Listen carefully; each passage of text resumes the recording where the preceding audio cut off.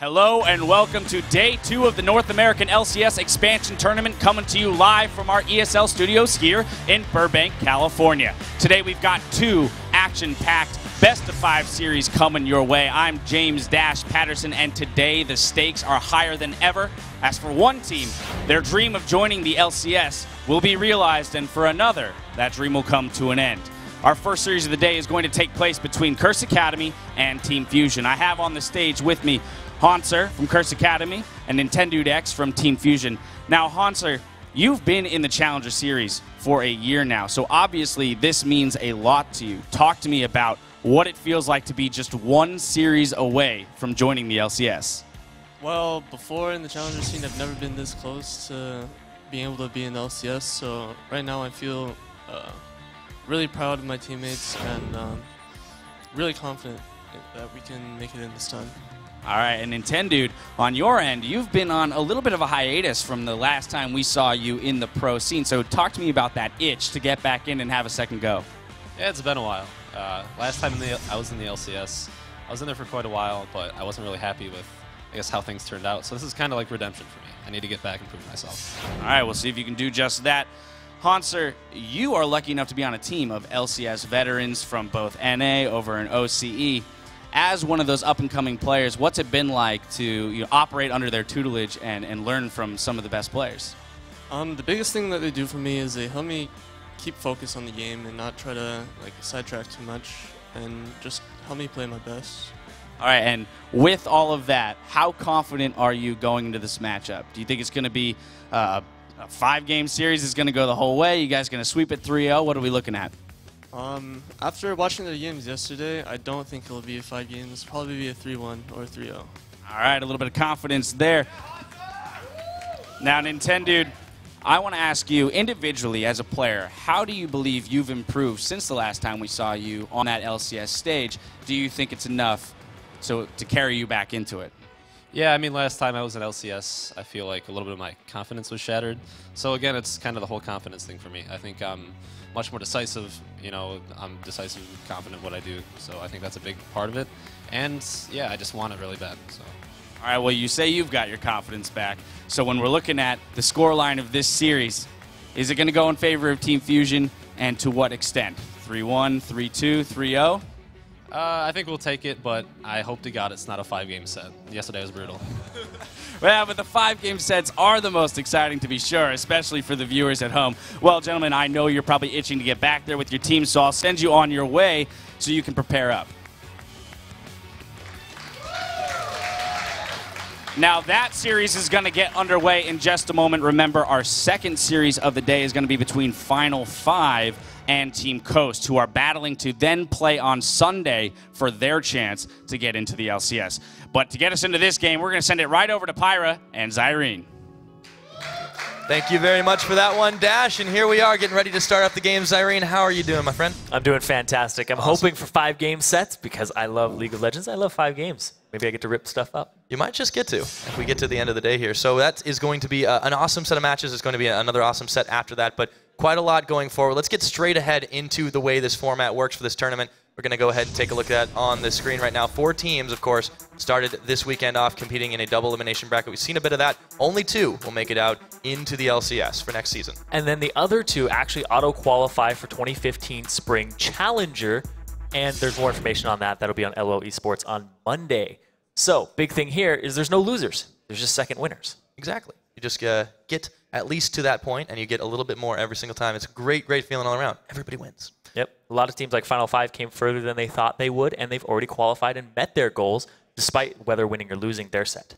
And let's take a look at how that all happened so far, since we want to take a look at our bracket. Of course, in that first set of the day yesterday, we had Final 5 taking up a 2-0 over Team Fusion, and then, of course, they fell down after that. So 2-3 was that final result, and they'll face off against Curse Academy, who had a 3-1 result against Team Coast. Yeah, and that's going to knock Final 5 and Team Coast down to that bottom side of the bracket, the losers bracket in the double elimination.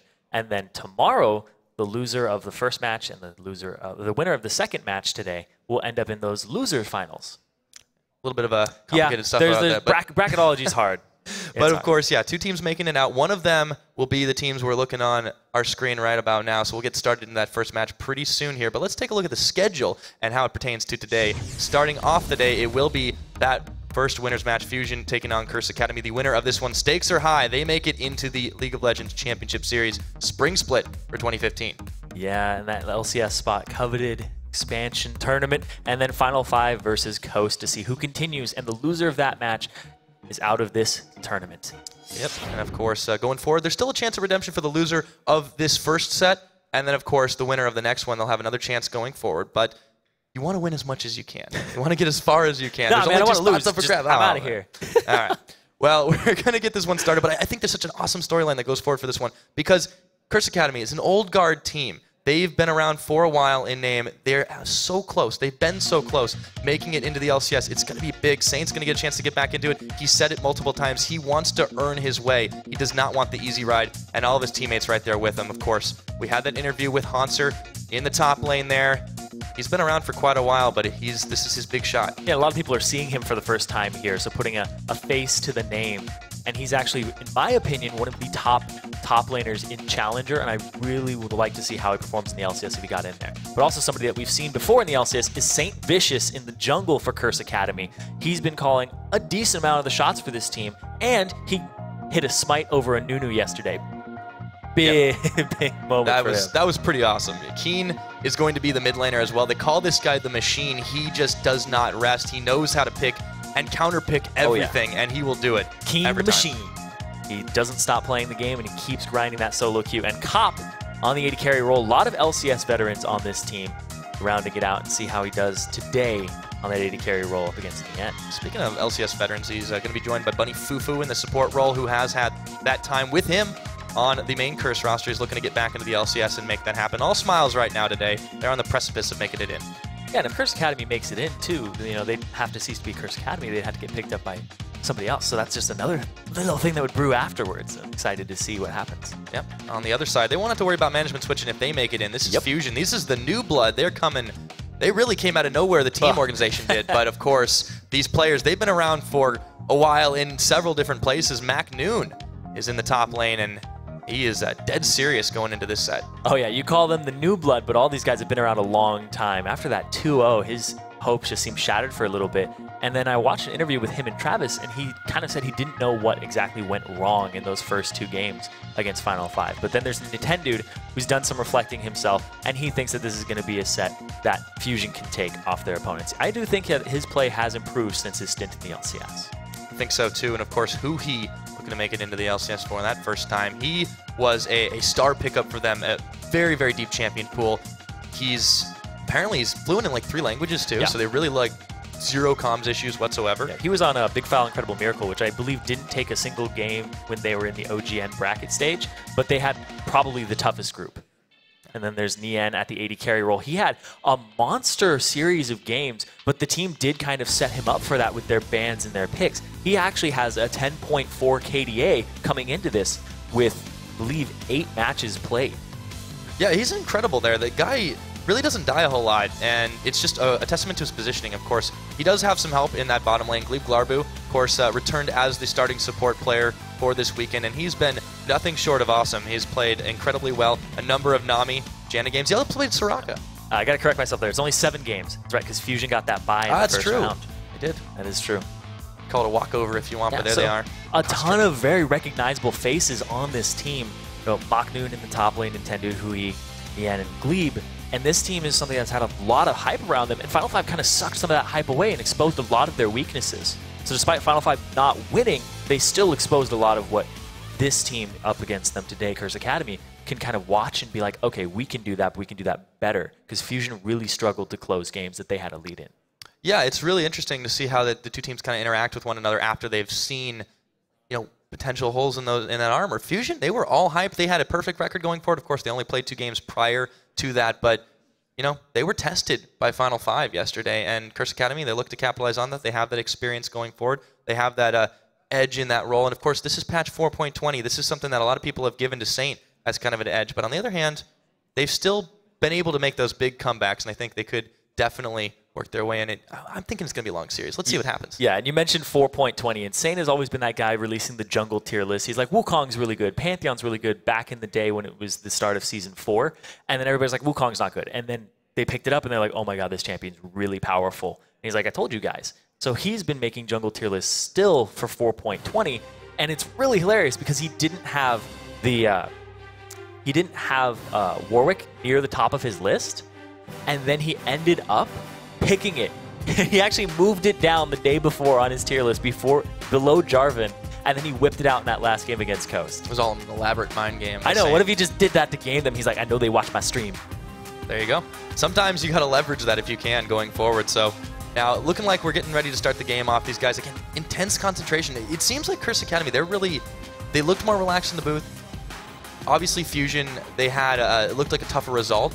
When you think about it, Curse Academy has a lot of fallback in terms of what they've been able to kind of think about post-games. They definitely have that more carefree attitude, at least on paper. We'll see if that carries through and see how it affects their play. Going into picks and bans right now, Jace taken off the board against Fusion, and then there's that Warwick ban.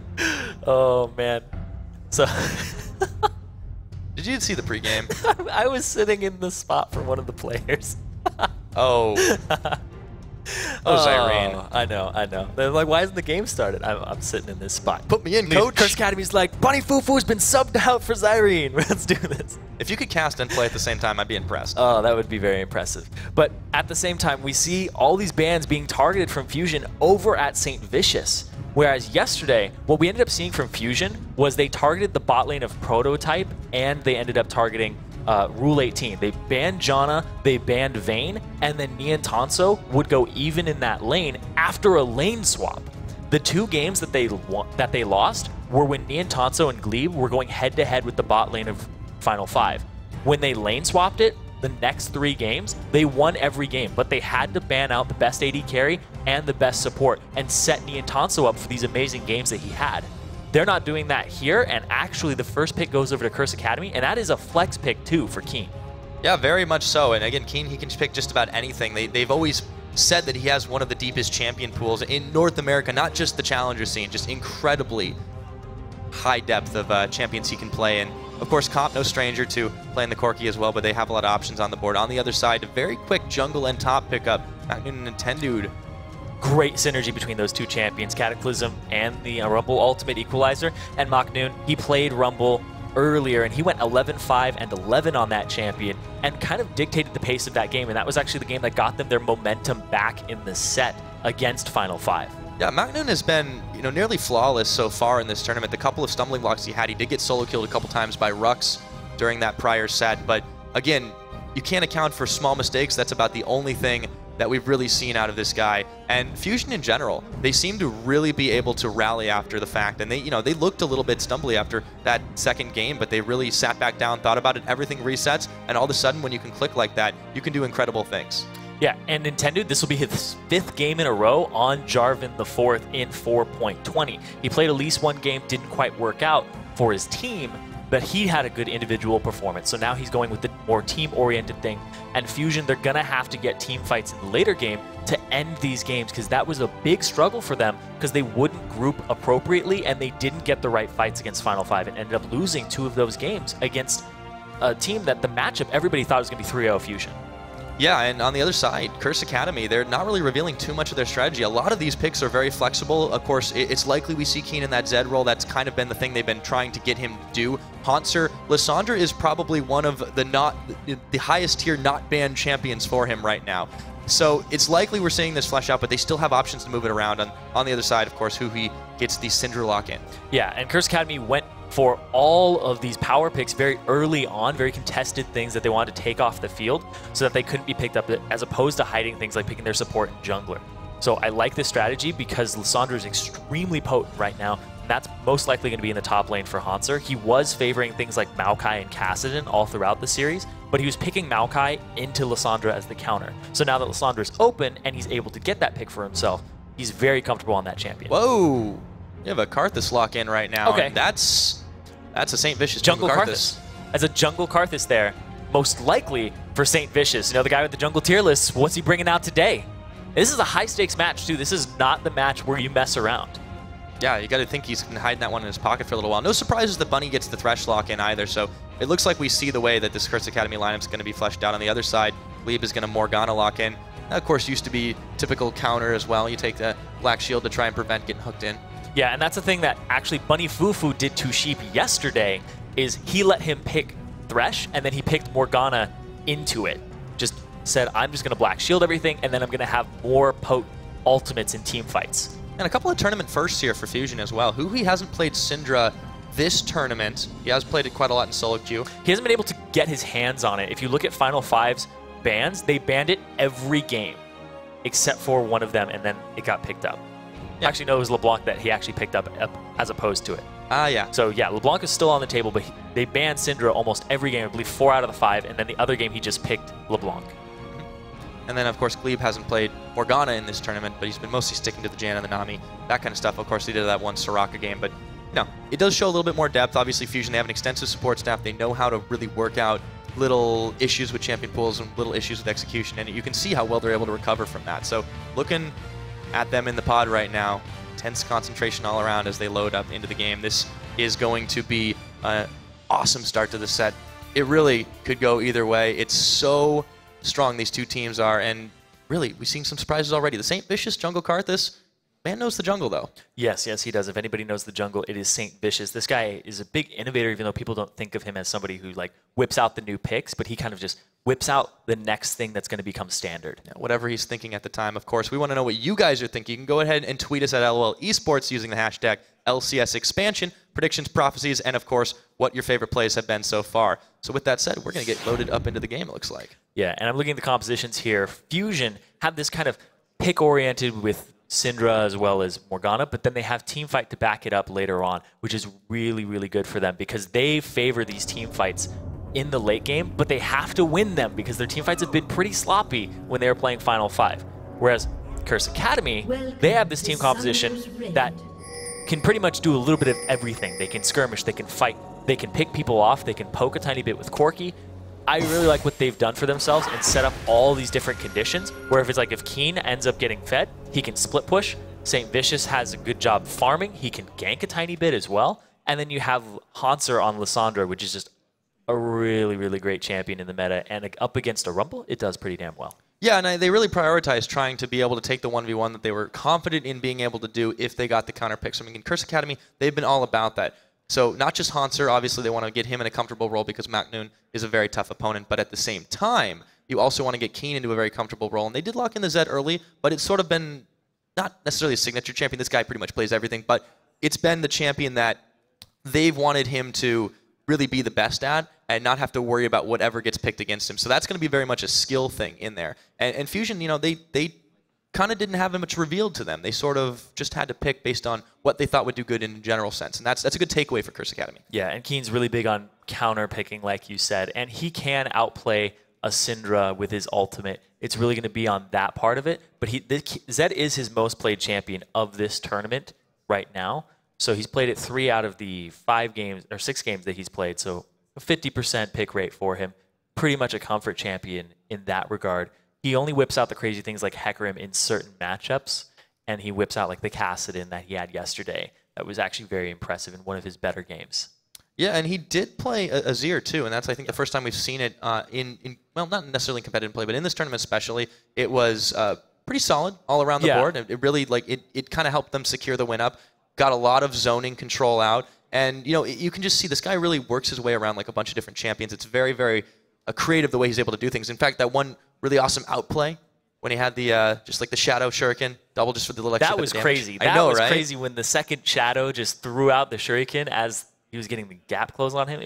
That was beautiful. It's split-second decisions like that. They're just absolutely I don't even know if that was a decision as much as it was luck. Well, it was instinct at the very least. Like, I don't want to take credit away from him, but it was beautiful play nonetheless. Yeah, well, there he will be on the Zed this time. And it's actually, I love watching a Zed just in general because, especially versus a Syndra, there's just so much potential for those 1v1 outplays that we see a little bit more frequently in the challenger scene, sometimes in the LCS, but you know, these guys, they tend to give each other a lot more respect when it gets up to that big league. So you don't see as many solo kills, and we'll see if that happens this time around. Well, we've seen a lot of solo kills yesterday. Yes, we did. Especially in top lane. Top lane's become kind of you leave it on an island. Junglers don't have as much presence early. Like, it's like 4 minutes, 4.5 minutes, or even later than that you see the first gank come out. So top laners that can really stick to their own guns kind of thrive. And that is Macnoon's style too. He doesn't just stick to his own guns, he fires them about every 5 seconds. This guy just goes absolutely crazy. He is spotted out by that ward to start this one off, however, and it looks like we are going to see fairly standard stuff, although Bunny and Cop are hanging out by that blue side. We could be in for a lane swap. Yeah. I wouldn't be surprised to see a lane swap here, but I think Curse Academy is smart enough to think that the lane swap is going to come from Fusion or the invade, because if you think about the 3 games that Fusion won, it was because they invaded and because they lane swapped, and this could be huge. They're walking into a bush that has everybody. And they got caught. That's Macnoon face checking, having to burn his flash right away, and they are in retreat right now. Hot pursuit. Curse Academy chasing on out. They don't have as much damage to start this one off, but the plan is foiled and revealed. That only works once, boys. Yeah, but that's going to give them the lane swap, and they're stuck in this matchup here. So obviously Curse Academy did their research. They watched Fusion's games and said they invaded every game that they won. They lane swapped every game that they won. Do that on them and see the strategy coming. That same thing is not going to work against Curse Academy. Fusion is going to have to make some adaptations this game and this series. Well, they have certainly been able to make adaptations mid-series, but starting off the bat, they do try that old tried and true trick. Doesn't quite work out against the more experienced squad of Curse Academy. Teleport now being burned. Macnoon making his way to the bottom. So lane swaps both sides around to start this game off, and Bunny landing another hook, nearly getting the end into tower range. He does. And this is, I feel, a much more even AD carry support matchup. I want to call it a bot lane, but I'm getting a little topsy-turvy there. Yeah, that was actually a really good hook there because the level 2s had already come out for Fusion, so it actually gives them that little extra leeway that they needed. Saint doing, I believe, just 2 camps there and having to back. Karthus is not exactly what you call a tanky champion. Not durable, yeah. Yeah, not so much. On the other hand, Nintendo Dex perfectly fine on Jarvan. He has played that quite a lot going forward. In the mid lane, we didn't touch on this too well, but Keen, he's actually been pushed a little bit further back here. He definitely has an easier time of it in this early game, has double the CS of him, a little bit less now, but it's hard life for Zed post or pre-6. Yeah, and speaking of life pre-6, St. Vicious's ganks won't be that potent, but level 6, he just ganks every lane at the same time. Exactly, doesn't have to leave the jungle even. Yeah, it's called multitasking. An amazing jungler in that regard, but the problem here is that his farm and the way that he actually... Ooh, oh my goodness, Bunny just every single time. Homing missiles on those hooks right there, and Cop able to just add a little more harass to it. Nintendude looking to do a little bit of counter jungling of his own. He's going to try and check in for wards, see if they can't get a bit of early dragon control on this game. Just throws that one down over by the Raptor camp. He wants to at least keep tabs on St. Vicious because he knows that Karthus is not a durable jungler.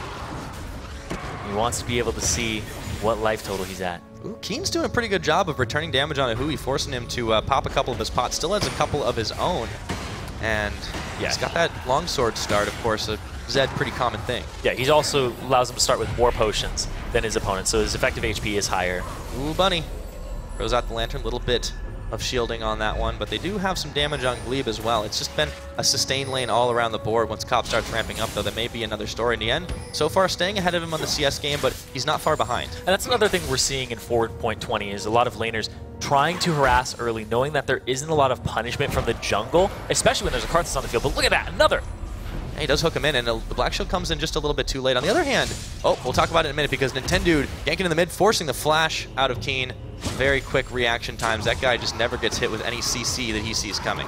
That's a big thing, too, because when you watch that, you could have been like, well, he didn't have to flash there because he didn't have any mana. He did have an Ignite available, but you also just don't want to take the damage, because then you don't have to back as frequently or as soon. Yeah, I wanted to touch on, we talked a lot about how Bunny, he's been really landing those skill shots like crazy, but on the other hand, Glebe, he's played incredibly well in this Morgana, and we hadn't seen him play it, of course, on this patch in this tournament so far, but obviously he's very comfortable on it, so yes, a lot of fallback choices for Fusion. They're not just playing specific comfort pick champions, and here we go, trying to set up a little bit of a harass trap. Cop, I think he's wise to it. Senses are tingling. Yeah, there would be a Morgana in that bush pretty much 9 out of 10 times. Just about. It's not that other... The 10th time is the Garen. It's not that other 10. Oh, Phosphorus Bomb. Ooh, and he dodges the Dark Binding. Nice positioning there. Still able to get a little bit more farm here. And he's actually caught up to the end Tanso. So this is to be really good here for Curse Academy's bottom lane in the top. Saint hitting that level 5 already. Just farming up 6 minutes in. He's ahead of Nintendude. He's already backed and has his Trailblazer. Not seen too many champions that go the Magus enchant, but pretty likely we'll see that on Karthus. Yeah, it's all about Devourer on Karthus. Oh yeah, clear those camps. Yeah, he's going to get that Mega Enchant, which actually is better than the Spectral Wraith from before because it's got 20% CDR on it. Yeah, and you can just continually start laying down waste. Now, Hanser and McNoon, we didn't really talk about these two guys too much. It's not really going to be too bloody until level 6. We're just about at that point. There we go. Hanser's going to get the first level up. McNoon still hanging strong there. Pretty dead even on the CS. And actually, these two teams look very evenly matched across the board. Bunny's Thresh play, just in terms of like his laning phase and what he's doing with that Relic Shield, is really good. Just getting that last hit from a range, not making his AD carry have to go forward for it or himself and risk the harassment. Really, really good. But here's the thing, is Nintendo pulled up to the top lane. Once again, that's where the shot caller is. Niantanso calling the shots. He's going to call his jungler to that lane to help him out, to help him get ahead. Yeah, they really have been focusing so much attention here. Now Kapu is able to Valk away, Black Shield on, and Nintendo Dex nearly baited himself out there, but he gets bailed out by Glebe Glarbu. Saint hitting the level 6 already. He's ready to do those global ganks. He has not left the jungle or caused any pressure, but he hasn't paid for it in any of the lanes, whether it's in CS or in kills. The only lane that's struggling a tiny bit is that middle lane, but that's the matchup of Zed versus Syndra in the early game. He's got to have a particular strategy in mind for this, besides just, of course, trying to land out his ultimate whenever he gets the chance to do it. It's very, very mastermind strategy Saint Vicious usually in these jungle matchups. Oh my goodness, Bunny just continuing to land those. And Cop actually Valk dodges the Dark Binding. They are just two-stepping everything Fusion's bot lane is throwing at him. That is crazy. Bunny is a support player that, again, oh my, every time it's off cooldown. Oh, they pulled him in tower range. There's Oh my goodness, that is going to be the Saint timing for the card. That's first blood, and Saint Vicious picking it up without even having to leave his jungle. Globally ganked by Karthus. Oh man. The 1-2 punch, yeah, man. That's the thing too, is you always have to be conscious of that as a laner. If you get hooked like that. Again, they're going in on it. Oh my goodness, he's falcon, he's got it. He's got a big one. Oh, not enough damage. Oh, never mind, it's Bunny Fufu. That flash auto. Man, just the fact that this lane is the lane that was struggling in even lanes against Final 5, and now it's having the same problem against Curse Academy, speaks just wonders about what Fusion need to do in Champion Select to set them up, because that's what they had to do last time, and now it's not happening. Nintendo got pulled to that lane, no effect. Glebe, he's getting hooked. Niantanso's getting hooked. It's really difficult for this lane to go even, and they got called on the lane swap, which was really good by Curse Academy. Yeah, and this is just working out so well for Curse. They just have not only a really good synergy. Cop and Bunny obviously have been playing together for a while, but the consistency is there. Bunny is on Thresh. This is the champion that he's just made so many insane plays on. He continues to do it. And now you see Hanser starting to take the place up top. They're just confident that they can move down to the bottom side and take things as normal. This helps them get some dragon control. I love this because as soon as he sees Hanser top, take the Scuttle Crab, get that vision, because there's going to be a little gap before your bottom lane that's up in the top lane can actually swap back down. Yeah, it's actually a really, really good way to do it without getting punished as well, too, because you know that they obviously had to back. There's not going to be anyone in the area. Saint's really busy clearing camps, but it's just been rough to really get anything back in this. Obviously, it's not a huge advantage. It's 1,000 gold, that's pretty decent, but they don't really seem to have an answer for it, and that's the problem. Those dragons are going to be incredibly crucial going forward, so Fusion going to be eyeballing that one.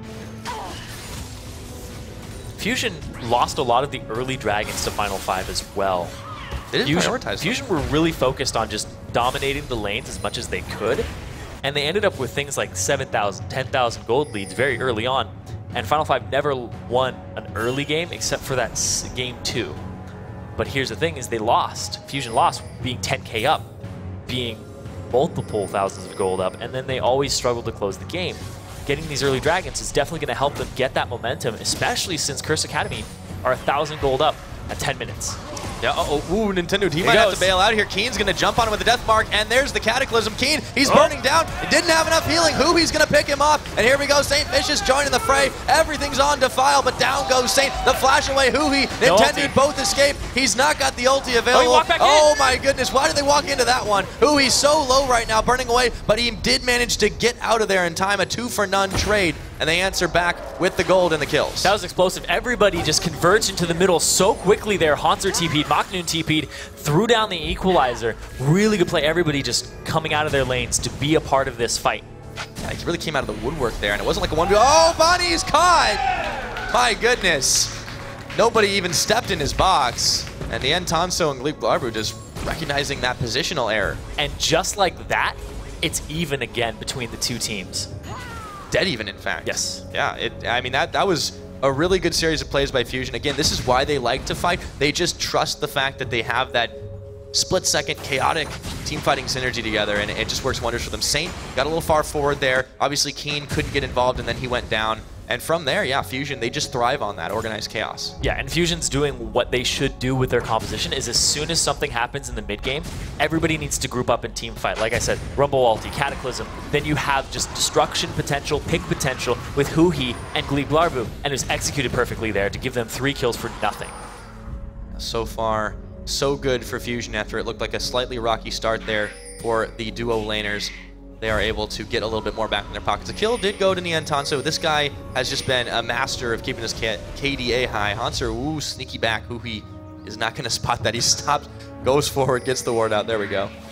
Yeah, there was something there before. It's gone now. The game sense on these players is really just incredible. They guess and anticipate where everyone is. They did see that. I guess that'll help you a little bit more. Yeah.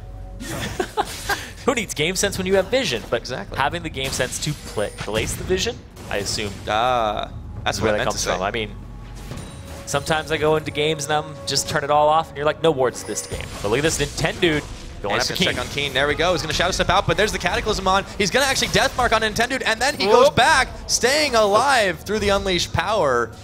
What a play. And the Marillanomicon sitting there. Maknoon has the equalizer. She's just going to throw it down randomly. Oh, he might do that. There's enough damage. Yeah, Keen's realizing. It's the turret shield. Yep, they're going to just try and take the tower there. They get something at least for that one, or at least get a little bit more damage on it. But here comes Hanser. Oh, Nintendude, he's in trouble. The equalizer's thrown down, but it's already too late. Hanser trying to move away the wall of pain, keeping Maknoon from checking any further, and Curse Academy answer back, making the kill score 3-3. 3 of their members very low. They're going to have to back. Huhi still has some HP, but he doesn't really have the mana to continue to push this wave against Keen. He's not going to be able to for the time being. It's going to take a little while to do that, and then he'll just back off. Though. I mean, he doesn't have, you're right, he doesn't have like a whole lot of damage he can do since the mana is a little bit on the low side, but... Try to save up. Yep, Keen on the other hand is pretty close to getting caught. He's going to have to dodge this. There we go. Oh, and he does. And he comes right back in.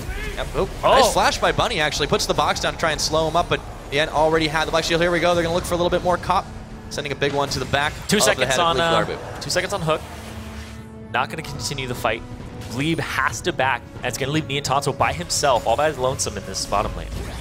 He should be able to deal for the time being. All the same, Cop and Bunny are both proving to be very difficult opponents for him to deal with. Keen has to be so careful against Huhi here. Yeah, speaking of difficult opponents, Huhi right now, 30 CS up right now. Look at this. Here comes Saint trying to help. Yep. Hanser's low, though. He's silenced. Maknoon, he can't really get out of this one. He has to walk through the wall of pain. He's just trying to dodge. The Karthus ganks. Oh, goodbye. He got him hitting him with the red buff for the auto attack to slow him, so the lay waste hits. Yeah, and this is clearly something Saint has been practicing quite a bit. It's really just good play. When he does leave the jungle, he knows exactly where he needs to position himself to make results happen, but also just the timely use of his ultimates. You see, he's never used it, well, he's only used it once, but he hasn't used it at all in situations where it just isn't going to kill somebody. He saves that. It's a very key thing. Utility. He uses it for those kills. Saint wants to get, a fed Karthus is something that you're always really scared of. But he's just sitting there in the way. Goodness, he just lands those like completely through the smallest of windows, and Niantanso just thought he was safe, but better check again. And St. Vicious has gone on record too, saying that Bunny Fufu has a really, really good thresh, but he also thinks that he's one of the best supports in North America. And the fact that Bunny Fufu graduated high school, he's had the entire summer to think over his options, and he decided to not go to college for a year. He's gone all in on League, and he's only gotten better. Yeah, no, Hanser, he has been on League for a little while now, and this guy, you will barely find anyone harder working than him, it would seem, but maybe he might not get away from this one. They're having to spend the ultimate. He's able to make it happen. He saves his flash, though. Instead of using his flash, he uses his ultimate and just trusts that he's going to get away and get that distance that he needs away from Rumble. Yeah, and he's also, he's gone for the Lucidity boots, too, to get that 50% CDR. We've obviously had a lot of debate about CDR in the community for a little while now since the double Morellonomicon has been kind of a thing, but this was a little bit of a different build, of course. Yeah, if you go Lucidity, Morellonomicon, you can get your Void Staff faster, you can get your Zonias faster, and not have to worry about that. And the fact that Lissandra, in 413, we reduced the cooldown of her Q by a second, I believe it sits at 3 seconds at max rank. You can get that down incredibly low to something like a 1.8 second cooldown, something ridiculous. Oh, they're going to jump on MacNoon right here. St. Vicious being brought to the party by Bunny Fufu. This is going to be the Dragon start, though. A really good capitalization by Fusion.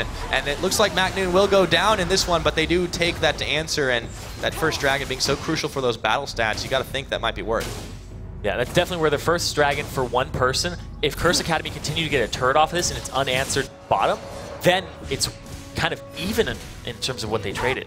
Yeah, that actually puts the pressure on Curse Academy to actually do a little bit more, considering they were the ones that did start that one off. And now another tower being traded a little bit bot here. Do they have enough damage to finish this one off? Nien and Glebe are certainly making it look like that. And they have Nintendo there for an insurance policy. They're going to trade towers. Well, Cop's been sitting in this bottom lane bush for a long time now because he doesn't even want to risk going up to the turret because he knows that Nintendo is around.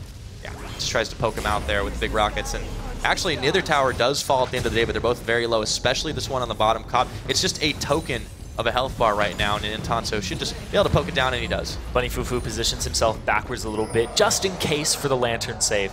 I really like this play from Bunny. He's a Thresh player that, we'll talk about that in a second. He does get caught right there. Now Glebe, he's getting the Soul Shackles on, and there's a teleport coming in. They're taking this one all the way. They walk out of the Soul Shackles. The box is there. Disengaged. He's got the claw. He's going to go forward for it, and he's going to get his ult out on Nien, dodging away the Dark Binding. Cop's going to intercept it. Nien, he might get away from this one, but the Karthus ult is on. Does he have enough of a health bar? No, he doesn't. Kaboom!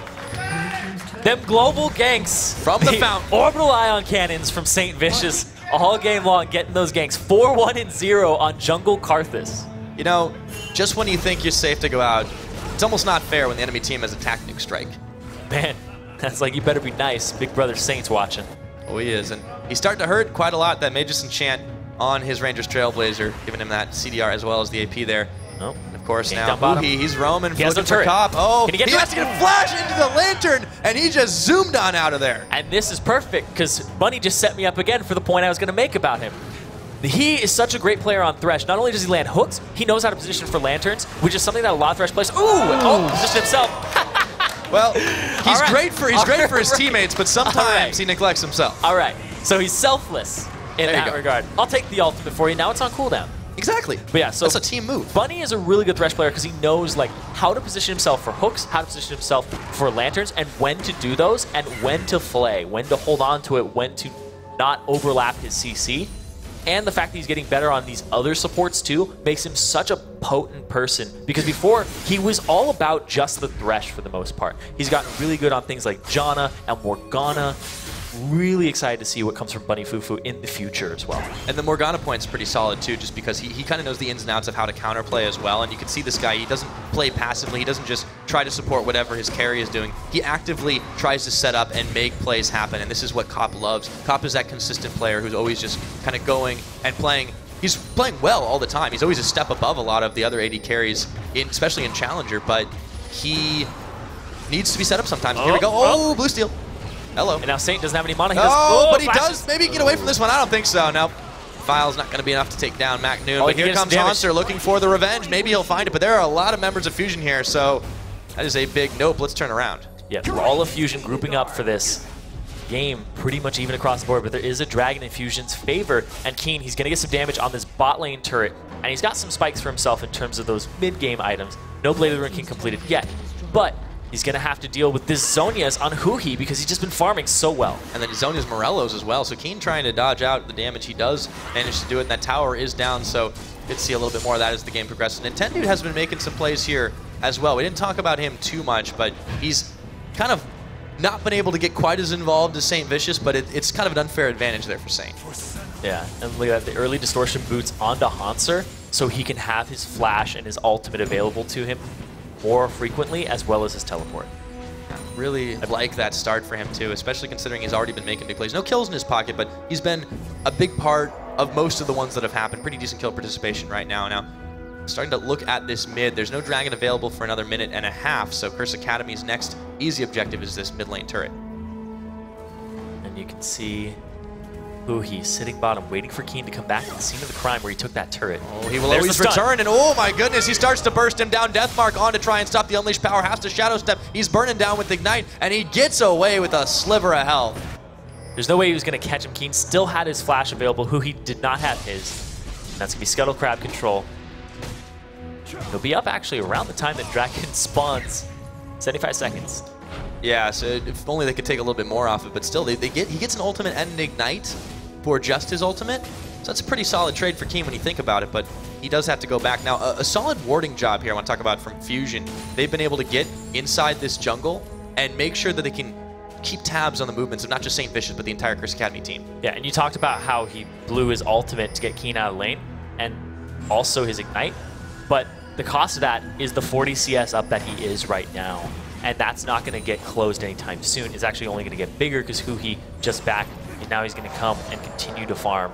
Keen's going to have to go back down to that bottom lane, start getting some CS for himself, because he missed out on that time frame by about 7 CS, I would assume. Yeah, and it's kind of been the story of his mid lane, and just wherever he does meet Huhi, he's been having a little bit of trouble dealing with him in 1v1 now. Leave and Nintendo are hanging out in this brush, waiting for someone to check a little dangerously close. They love setting these traps, but Cop is wise to it, sends a big rocket Gleb's way. And that's the kind of thing that makes you think that bush is warded, too. Yeah, you just check it, you hit somebody, and Saint, he still walks by it. He could be in trouble with the Lantern's on, but he's actually not going to take it. There he is, but he dies in mid-transit. And he's not going to be around for this next fight. So squishy a champion is Karthus. And he's the jungler too. That means there's no smite available to steal this away from Fusion. Fusion also had this mid-game team comp that allows them to fight you extremely effectively.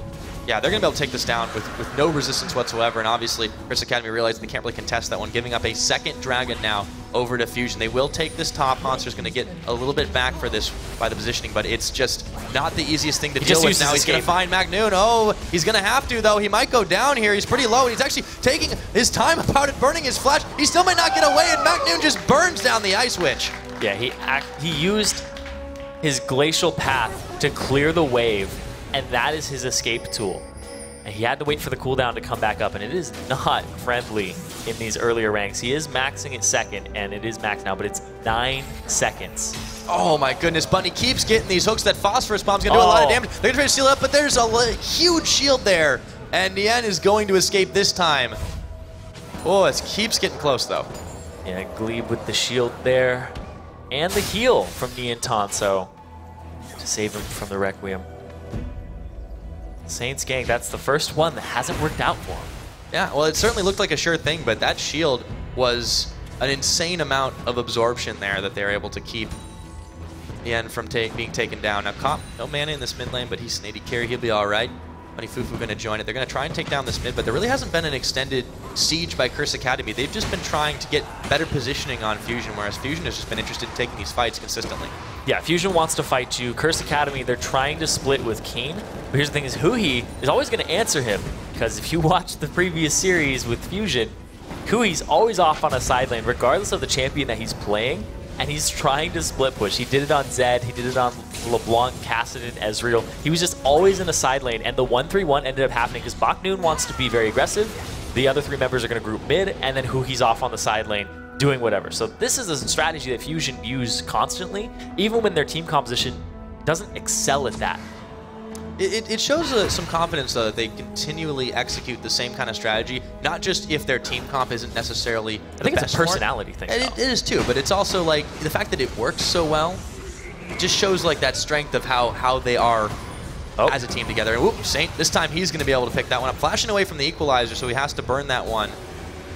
Then Curse Academy is not really able to answer anything here. Again, they're just a little bit slow to react, it seems. That was a little trigger happy there from St. Vicious, because Bunny was right in the vicinity and he could have thrown him a lantern instead, saving him that flash. But it's better safe than sorry, because now Saint doesn't have to back as early and take as much damage. Very true, but Fusion will be perfectly happy with that trade. Keen still doing his best to dodge out Huhi, but he just can't escape being out CS here. Cop and Magnoon going to do it got a red on him, but he's got silence. the Valk. Wow, that damage was big, and Cop gets his heal out a little bit early, but the culling is on him. Does he have any escape? He does. It's a flash, but here comes Nintendo. The Lantern, just when you think you've got him. He's safe, boys. The helicopter ride there, flying straight out. And that's the type of lantern control that Bunny Fufu always seems to be around. Like, playing against Bunny Fufu, you're always like, Why is he? How is he here? How is he there? He seems to be everywhere with those lanterns. Yeah, lanterns or hooks, it's pretty much just what he's thrown out constantly, and the amount of mobility that Curse Academy has had individually is great. Yeah, and the fact that he has the map awareness as a support to know where somebody is getting attacked, the vocalization that people have on the team to tell him to come to them and exactly where they are, it's very instantaneous reaction. So someone's like, oh my god, I'm caught. It's like, where are you? Who are you? He knows exactly every time very quickly. This is the finesse of an LCS ready team. They are really, really wanting this one. It's a set away. Let's see if they can make it. I feel like Bunny is that guy in the gym who is spotting you, and he's not thinking about if he drops this, he's going to hurt himself. It's like when he drops this, he's going to hurt himself. So I'm already there. That's definitely a guy you want to have spotting you. Yeah. And I think Kopp is pretty happy about it too. Again, we always talked about his consistency, how he's just kind of always able to perform well. On top of it, look at that, perfect timing. Gets the turret, lantern, out, takes one shot. Yeah. It's not the if Kopp gets caught, it's when Kopp gets caught. I'm there already. I think the Friends theme should be his theme song. He'll be there for you. Actually, never watched Friends. We gotta have a marathon sometime. People told me that I remind them of Chandler sometimes, but I can see that. yeah. And I don't know who that is, so it doesn't help me at all. I'm not even gonna tell you. Now, Hanser, he's gonna try to take on Who here, and I think this is a little more of an even one. Whoa, okay, both the ultimate spent right there, but the unleashed power, that's gonna be enough to take him down, and the Zanya's Hourglass to prevent the Saint Vicious ultimate. Speaking of Zanya's Hourglass, Hanser didn't use his. He just got blown up with that tiny little bit of mana that Huhi had left. The fact that Huhi has the highest CS in the game, he's 4-0-1, and he's almost at that 10 per minute mark, is that amount of damage. Look at these.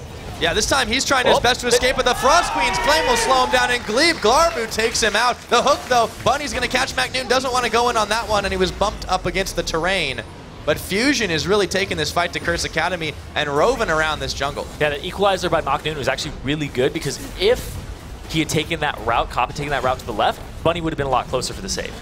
Yeah, he's just the solo kill king this game, 4-0 on that champion right now, and he has just been really difficult to deal with. They might actually start using him to split push. He did do it in that previous set, not quite as successfully on Zed.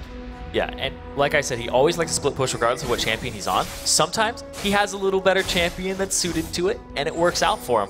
Also, Hanser, the fact that he didn't use his Zonias there was really big. He didn't use it to dodge the ultimate damage. He didn't use it to dodge any extra damage afterwards, and then the Saint Vicious ultimate would have come through and maybe forced Huhi, so then he had reaction time or time to make a decision to get away. Yeah, it's just a very quick burst that blew him up. Huhi seems to be a pretty tough opponent for just about anybody on Curse Academy, but Keen, you mentioned a lot, he's been down in CS this game. This is the guy who's the master of counterpicks, but he first picked this Zed over Huhi's Syndra, so that's kind of been the key here, that he hasn't been able to utilize that smart strategic counterpicking that he's known for. Yeah, and a big thing that happened yesterday against Coast, a lot of people thought that Coast was a little bit favored over Curse Academy just based on the fact that Coast has been around for a long time. They always seem to make it towards the finals and almost there, but it just happened again. The big thing about that was Curse Academy was strategically outplaying Coast across the map and taking little skirmishes that they got things off of. Like whenever Coast won a fight, it didn't result in more objectives falling into their hands. And then sometimes they would get like one, and then they would be like, all right, let's go for two, and it would be too many for them to actually handle. They weren't very reserved in their play yesterday, which was something that was surprising to me, because Jesus is on that team. Jesus seems to be more of the controlled player. But Curse Academy, they need to rely on their strategic prowess, especially over Fusion at this point, because Fusion did show a lot of problems with their team yesterday against Final 5. They fixed it mid-series, but there were conditions to it. And Curse Academy, like I said, they have been playing towards the strategic edge. Yeah, this time Curse Academy seems to have that, what they executed yesterday, kind of done against them. And it's the kind of thing that Coast was trying in a couple of their games as well, but they're getting pushed in right now, 4 towers to 3, but it looks like it could be more sometime soon. But Fusion not taking any fights that are unnecessary here, just trying to drag Curse Academy around and bait them into a trap. And speaking of drags, they have 3 of them on Fusion's side and 0 on Curse Academy. Fusion was not in control of Dragon for the majority of the games that they played yesterday. So the fact that they've kind of looked at that and been like, all right, the early Dragon needs to come to us. They picked Saint Vicious off before it. Really, really, really big for them because they have these extra things that are going to help them siege, and they've always contested this blue. Yeah, it's been pretty great, actually, how they've been able to opportunistically take those dragons this game on the side of Fusion. Last time, they pretty much neglected the buff it offered the whole time. Here we go, Keen going to jump onto MacNoon. He's got the damage, he's got the death mark, but the Equalizer's thrown down. Keen's starting to melt now, though. He's fighting him on it. I think he's going to be able to do it. Whoa! 1 for 1, and Saint insurance policy not required. Nope. It's one of those ones you pay for but never use. It's still a good kind. It's better safe than sorry. Exactly. I would rather have Saint insurance than not. Anyway, they're going to go straight after this turret. They pick it up for themselves. And that play down bottom, the fact that he just traded the 2 flashes as well. MacNoon does have TP. He can still get into these fights. Look at this. Hanser, this is big. Glebe, whoa, they just blow it back. Hanser, never mind. Saint Vicious trying to make something happen, but he evaporates as well. 2 for 2 so far, considering what happened down on the bottom side, but they're making some more moves here. Nintendo, though, leading the charge. Cop and Bunny Fufu are all alone. They can't follow up. Hui's just blowing people up before they have time to react. Hanser has not been able to use his... Oh, maybe. Nope. There's a teleport coming in for MacNoon right now. This is dangerous. Cop's going to take the Lantern out early. Yeah, that's the TP pressure that I was talking about. Hanser, though, he hasn't been able to use his ultimate on himself. He hasn't been able to use his Zhonya's. Hui's just utterly destroying him in like a quarter of a second. That guy has Morello's Death Cap Zhonya's 32 minutes into this game. Yeah, Hui has just become a monster at this point. And it's really hard for not just an individual member of Curse Academy to deal with, but even 2, even 3. And Fusion, they rely on this beat you down style. And MacNoon, he's not slouching either. He might have the same number of deaths as kills, but he's able to 1v1 versus Keen, playing it out incredibly well, that use of his Equalizer. And they're starting to try and control this Baron pit right now. It's 32 minutes in. That's when that buff starts to look pretty tasty. Yeah, and at the same time, though, like, you see all that gold. It's looking really tasty. Is all that CS that Niantanso's been able to get for himself in this mid-game. He's just been relegated kind of to farming, which is an 80 carry's just dream. You want to have a lot more farm than your opponent, and you just like, nobody's fighting? All right, cool, let's just scale up a little bit, come back to the fight with an extra item, and then people are like, whoa, whoa, why am I getting chunked? Because the last time the 80 carry hit me, it wasn't as much. So you kind of have to keep stock of what the 80 carry has been buying and how far ahead he is. Because Niantanso now has that Bloodthirster. It's hard to poke him out, and he's got that extra shield. Yeah, he definitely has a solid amount of farm, not to mention a decent KDA here over Cop, but Niantanso, he was sort of the linchpin of the strategy yesterday. They did everything they could to grab him as many kills as possible and keep him alive in the positioning. But speaking of positioning, Bunny, he's caught right now. Here comes Nintendo jumping in, but Bunny will flash his way to safety. But Saint, though, oh man, a couple of ultimates spent on that one, but they're no worse for the wear. Fusion perfectly fine to keep pushing this one forward, and they keep going back to try and bait out this Baron, getting the vision control on. They might actually just start it in a minute, but they know that Curse Academy still making threats here. And they go back. It worked before. There's no vision anywhere in this area for Curse Academy. Fusion have complete control of it. And the thing is Curse Academy just going to push up the middle directly? They're checking it with things. They're calling the bluff right now, but this is still pretty dangerous getting binding. anywhere close. There's the rocket. They're going to set out the Saint ultimate. Oh my goodness, they start to soften him up, and that's the first time we've seen Saint use that as an initiate. He's still nowhere near this fight, though. And Bunny wrapping around. He's a little far forward. Who's He's going to hook? catch somebody. It's Glebe, and he's going to nearly melt, flashing away, trying to keep him alive. They have vision on him. Here comes Keen. He's jumping right back on in. They just keep trying to make something happen. Hui's on. Keen gets to the end. They're going to look for him. Bunny's on. A massive equalizer right there. Hanser's going to go golden. Cop their shutdown gold. They finally take down Hui, but it's a 1 for 2. That's exactly the people that they need to pick off. The 80 carry and the mid laner, the highest gold members of Fusion at the moment, takes off tons of gold. They basically are sitting at 30,000 gold of combat stats at this point with these members alive, so they can easily push this turret. They absolutely needed that. Get a little bit more map pressure back for themselves. They have some more vision around Baron. They're not letting Fusion run rampant wherever they want to be. Nintendo's going to try to check this one, but meanwhile, no one's defending Keen. Here comes MacNoon. Tower's going to be gone, though. He preemptively puts the shadow out, takes one more shot, goes back. They're masters of escape. Back to even here in terms of gold, but the Dragons are still very much in favor of Fusion, and Curse Academy, they still have to back to capitalize off of those last little skirmishes and kills they picked up.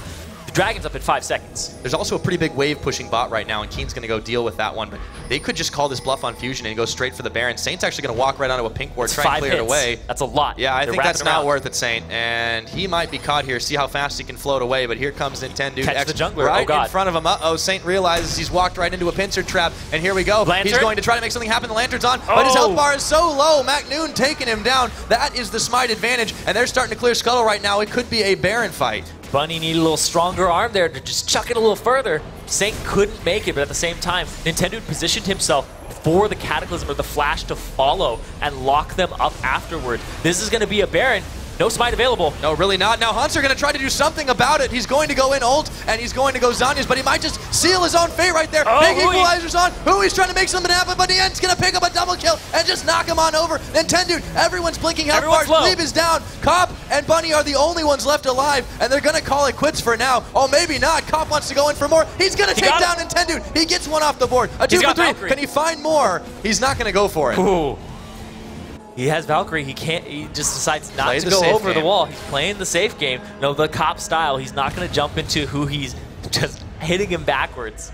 And we're going to take a look at that one again. That was pretty wacky. Now Hanser comes on in. He goes ult. He goes golden. He nearly gets him there, though. Yeah, and Cop is just spraying people down here. At the same time, the death mark comes out from Keen onto Huhi, but he immediately swaps to Glebe and autos him to kill him during the Zhonya's. Very good reaction time to just split off of that. And watch Cop here. He gets the flash, and the auto follows. Oh, that was beautiful.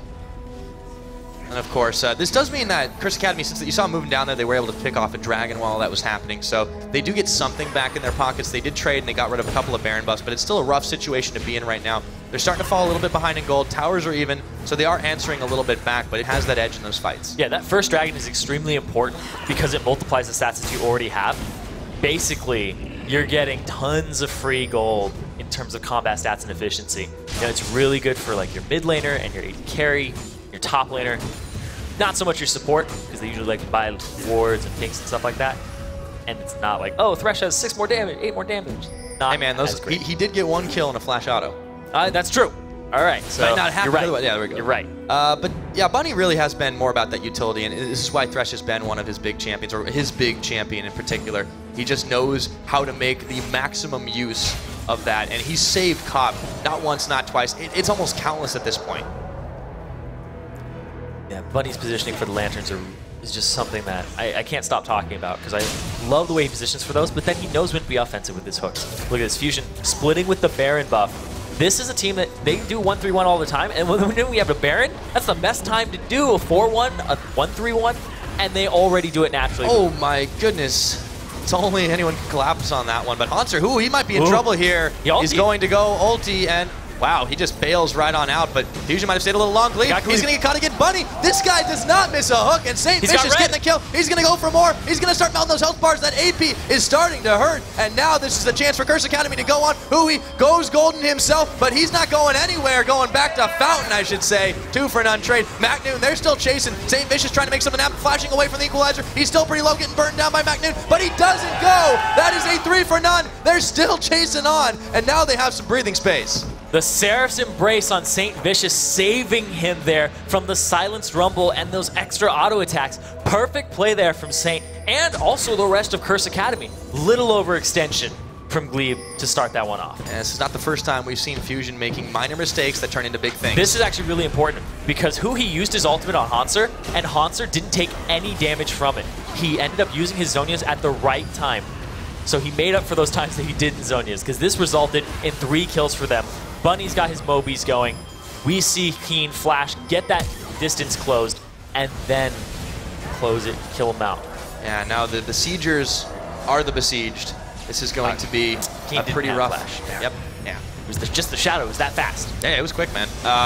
They will have to back away from this one. There's still a few members with the Baron buff, so that will be a useful tool for Fusion for a little bit now. But Curse Academy, I mean, if any team knows how to come back from behind, how to adapt in any number of situations that's not already in the LCS, these are the guys. This match is extremely close between these two teams, 40 minutes in.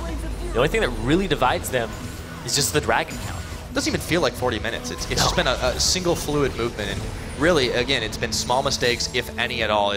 Great play from both sides. Fusion capitalizing on those dragons, taking those skirmish fights, but now Curse Academy's been answering back. And Saint Vicious was 4-1 at one point, really early on in the game. He's 6-5 now. His effectiveness after building, he was sitting on the tier, he got the Magus. After building towards that Rylai's has been really low, because he's trying to be durable in these fights and stay alive to get his damage down on a consistent basis.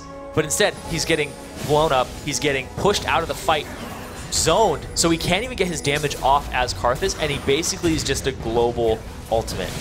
He's been making quite good use of that. He's going to use it right now. Look at how much damage they have to start off. They're going to force Huhi to use his Zhonya's and melt him down. Kop's going to take that death mark on Nintendo. They're going to hook him on back. Keen's a little bit low, though. They're going to make something happen here. Keen's going to pick up Nintendo. A pair of Zhonya's for Macnoon and Hanser. Macnoon getting bursted down. They've taken Saint, but he's still in the middle of it all. A double kill over to Keen. They're looking for more. Forcing the flash is Kop, and only Nian, Tanso, and Glebe Glarber make it out of that one alive. A brilliant trade for Curse Academy. Everybody really low at the start of that, and I was talking about St. Vicious's effectiveness. Right there, he's just trying to run in the fights and get himself killed so he can do damage and cause this zone.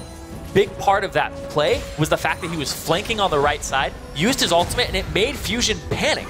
They split, they went all these different directions, and then they left Huhi out to dry, and he got locked up. Yeah, this is the strategy that Saint was hoping would pay off big dividends, and well, Bunny's going to catch. Whoa, my goodness, Glebe Glarbu, where did he go? And they're going to be able to siege this one down pretty quick. And, you know, it looks like we might see an inhibitor first for Fusion a few minutes ago, but now it's starting to look the other way. Yeah. Oh. You got to be careful, Nian. I don't know if you can defend this one, buddy. There we go. Inhibitor number 1, 42, nearly 42 minutes into this game. Baron and Dragon both less than a minute away. And that's the thing, too, is they're backing off just in time so that they could actually back by heal up and come to one of these objectives. They have to get vision control of beforehand. That's why they have wards on that left side of the Baron, so they're good.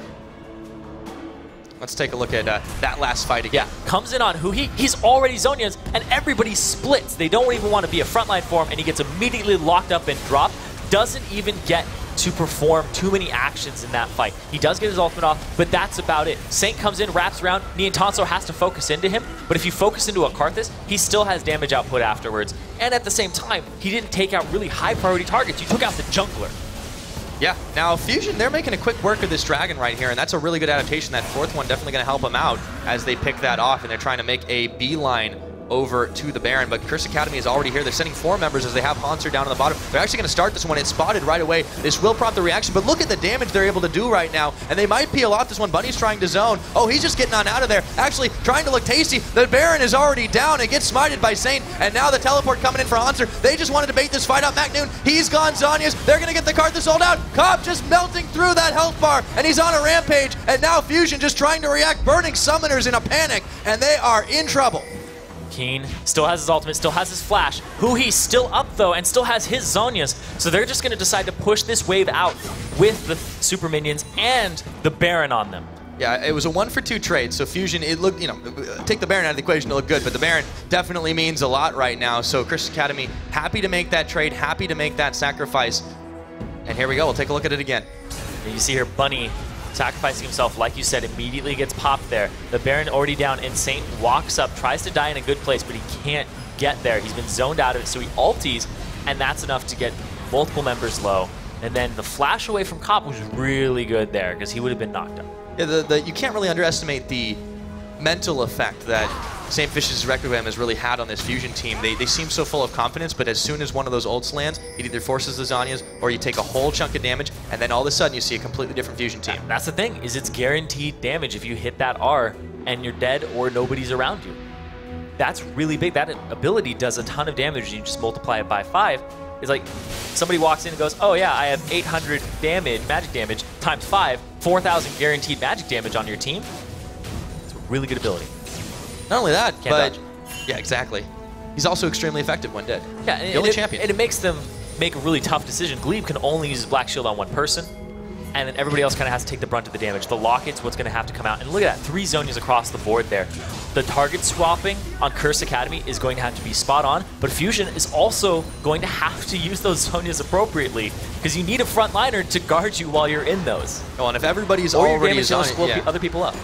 it's not exactly the easiest thing to position yourself perfectly when you're in a panic state, and that really has been what Fusion's looked like. They are still very close here in this game, 6 towers to 6, but the siege right now is commencing for Curse Academy. There's a big wave up top that Macnoon should be able to deal with, but when they're already at your door, you know you're on the back foot. He has his TP available, so he can still make it to a fight if it does break out. They're just pushing this minion up, pushing this minion wave. It's a very tense moment right now as they just wait for a catch, and they get one. They catch the Entanso. They think about going in. Don't go all the way. The Wall of Pain to slow him down. And Kopch can just keep taking these pot shots consistently. So this is fun. I learned that these cannon minions, or minions in general, go through the shield of the turret. So it doesn't actually hit the shield. It just does straight damage to that turret. Until it gets thrown. Yeah. It's just sitting there, and it's like, oh, look at that. It's a fun fact. Yeah. Now, Hanser, Keen, and Sane are hanging around the side here. And actually, look at this. They're backing off because there's some super minions in the middle they have to deal with. So Fusion, they really can't make the choice to defend this one. They left their middle open too long, and now these minions are starting to move in with the other buffed minions from the Baron buff. They're going in. Hanser going to make a fight. Hui, he's getting popped. Down he goes. The Zanyas is on Hanser, and here we go. Shutdown for Saint Vicious on the end. They're making the fight happen here. 2 for none so far. MacNoon might not be long for this one, and that's a double kill to Saint Vicious. They're going for more. Cobb and Keen chasing them down. The Requiem comes in. Can he get back to Fountain? No, he can't. That's a triple kill. And they're going to be able to take down the inhibitor. This is going to be game number 1. And Curse Academy taking it in style. And they're going for these Nexus turrets. Tendude trying desperately, but that's it. There's nothing they can do about this. Death timer's too long. Like you said, that is going to be game 1 falling to Curse Academy. After it looks like a rough time for a little bit there. All smiles from the Curse Academy side, taking 1 game up. Yeah, really big play there from across the board. Hui was really big, and so was Niantanso, but they dealt with those threats by having focus on them and forcing them to blow their Zonias early to reposition themselves. Saint zoning Nian constantly. And another big thing was Kops. His consistent damage in these fights and his positioning was something that's off on the side that you don't really get your attention drawn to too often. But he's just constantly pumping things out. You have threats like Keen, Saint Vicious on the front line, but then there's this guy in the back who's constantly dealing damage to you. And also the fact that Hanser's kind of a frontline mage too. Really, really good play there from this composition and from this team of Curse Academy and the way they executed it against Fusion. Yeah, it was absolutely miraculous the way that they were able to pull off the number of plays that they did. And really, it was all a mind game trying to scatter the enemy before they really made the big play. When Saint started to scale up in that AP, he just kept using that as soon as they were about to fight. And then he could use it randomly. He didn't do this, but he could just use it randomly, and they'd just panic anyways at that point. They were trained to be afraid of it. At that point, yeah, he could do that because it's a big chunk of damage. I don't know how effective it would be because you want follow-up for it, but if he was like trying to get them off of an objective, it's still a good thing to do sometimes. Like if they're doing Baron, he did it one time. Remember the time that they were all standing in the bush? And then he popped his ultimate, and they were like, okay, we got to book it backwards because everybody's going to take about 800 magic damage. They all had to walk just towards Baron and away from the team and couldn't even set up that death brush. And they forced the Zanyas, of course, several times. Well, let's talk a little bit about how they did it and going forward into this next game. Let's go ahead and send it over to Dash on the stage with an interview. Thank you, guys. I'm here standing next to Peter Zhang, who's the coach of Curse Gaming, the main squad. And of course, the first question I got to ask you is the Jungle Karthus. Where did that come from? Was the team prepared for that? I'm sure you have some insight. Yes, it's Christmas present for everyone, actually, first.